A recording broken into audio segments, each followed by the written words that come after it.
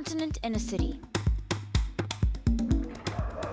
Diets like banting go against the grain and makes us question what exactly a healthy plate of food is supposed to look like. Dietary evolution and what we've been told to be beneficial on the nutrition front has changed and continues to do so. But how does that fit into the cultural eating status quo in and around the continent? Well, this festive season we find out as we set out to determine how African banting is. First stop, Ethiopia.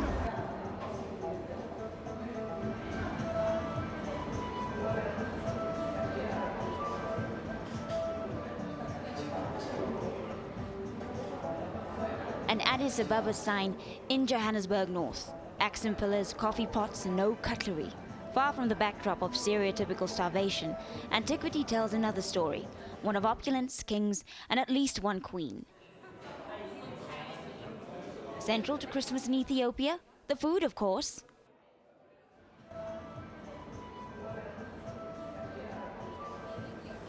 In particular, injera, spongy gluten-free flatbread made of teff grain, fermented in a sourdough solution.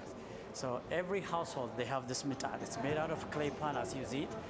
Here we use the electrical pan. And back in the home, they use with a wooden or as a different kind of charcoal, wooden, to warm. Our main arrives. Dorowat, a chicken stew with egg and beef stir fry, rounded off with chickpeas, lentils, and beetroot sides. No, this is our couscous. And Ethiopian, anywhere you go, without injera, it's not going to be Ethiopian food. Okay. So that's how, like I said, the color is going to be different. Even in Ethiopia, they start mixing the rice and have even zebra color, stuff like that. Yeah. But this is our staple food. Okay. Without injera, Ethiopian food is not going to be served. Yeah. So even in the morning, at lunch, at dinner.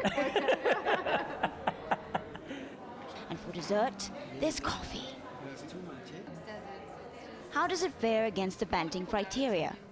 For me as a dietitian, this is a healthy plate of food. You've got your vegetables, your meat, you've got some what I call the good grains. We do our own compliance study according to the Food and Nutrient Database for standard reference. The banting standard would limit a lot of things that you traditionally see on a Christmas menu. The high-fat diet excludes all grains, limits fruit intake, and some vegetables are quite restricted. Banting includes fats though, like butter, cream, coconut oil, some olive oil.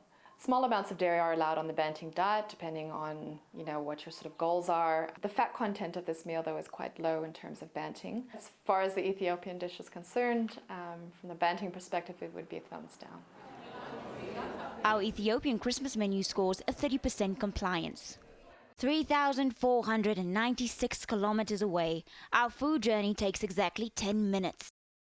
Yeovil to many is an obvious West African food mecca, but to me it's a culinary mystery. It's like a starch puzzle, with all the puzzle pieces fitting by default. Beksems emulates a jostling Lagos. Something natural. I didn't even plan to do a restaurant when I came to South Africa. I think about how can people be staying in a country where there is no African dishes, varieties of food like amala, eba, pounded yam. I want people to be happy, to feel they are at home. They are in their own house eating. Memories of the holidays take on different forms. Like a suya, what they say braai. It's not a braai in Nigeria, we call it suya. Very, very fantastic. This is our turkey. I'm dishing our turkey, cow leg, beef, and tripe. Nigeria is a culture that enjoys adventure in food. Therefore, whether it is Christmas or New Year, whatever it is, we like our cuisine and we try to make the most of it. It doesn't have to be during a particular festive season. However, during festive season like this, you have families coming together you slaughter a cow or goats, and then you eat the normal thing like rice and chicken and all that. You eat more of it. Nigerian cuisine consists of dishes from hundreds of ethnic groups, though there's one common thread. Among the Yorubas, it's a delicacy. And you eat it in various ways. You can boil it, as I'm eating it now, and eat it with beans. You can fry it and eat it as dundu. You can boil it and pound it in a mortar and make what we call pounded yam. And eat. Inya, yeah. I read got up it. of it.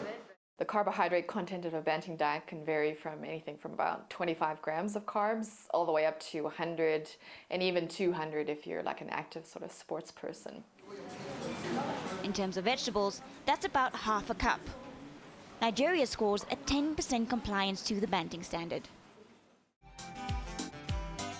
We end our journey at home. This generally means days of preparation, early morning peeling, real food, and real kitchen confrontations. The typical Christmas food, the rice, beetroot, pumpkin, mashed potatoes. Because it's always the same thing. Yes. Mkhodu, Yes. pumpkin, but here it's like pumpkin, mkhodu, with a little bit of sishinyana, you know, some prawns. The concept is more people eating our soul food. People want cooked food. People want food that they grew up eating. Christmas lunch, Christmas dinner, you just come to Sakumzi. Never go wrong. Or can you? Most desserts don't fall in line with the Banting diet either. Our score, 20%. 3 countries, 3 festive meals, holy culinary trinity, or blasphemous overindulgence? At this point, I can't tell. What I normally tell my patients and stuff like that is, you know, Christmas Day is one day. So if you have a few things that don't sort of comply with the diet, whatever diet you're following, you know, on your eating plan sort of thing, then have those treats. But yeah, I would say choose a few things that you really enjoy out of the traditional sort of things that you have for Christmas and enjoy those. What's clear is diets are subjective, and weight loss is much easier when you adopt a healthy lifestyle. Lorhren-Rose, Joseph, Johannesburg.